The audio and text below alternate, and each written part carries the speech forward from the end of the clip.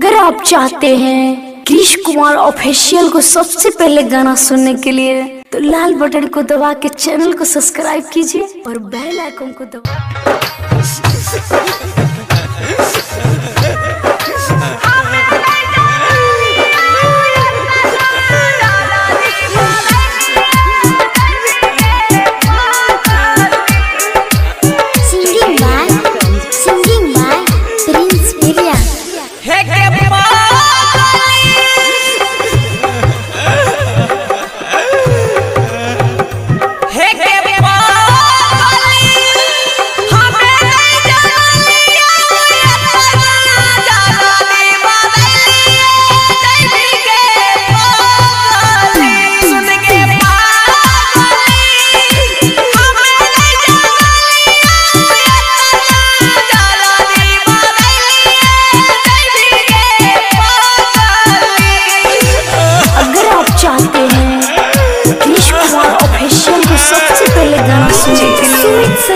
लाल button को दबा के चैनल को सब्सक्राइब कीजिए और बेल आइकन को दबाना ना भूलिए।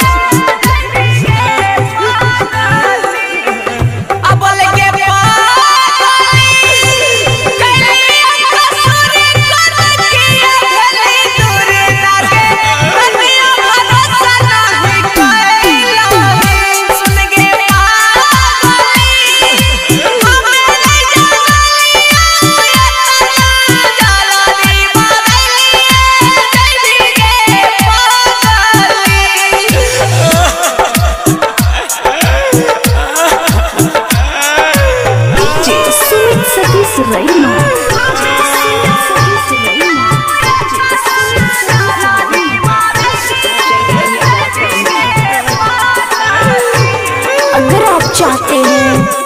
कृष कुमार ऑफिशियल को सबसे पहले गाना सुनने के लिए तो लाल बटन को दबा के चैनल को सब्सक्राइब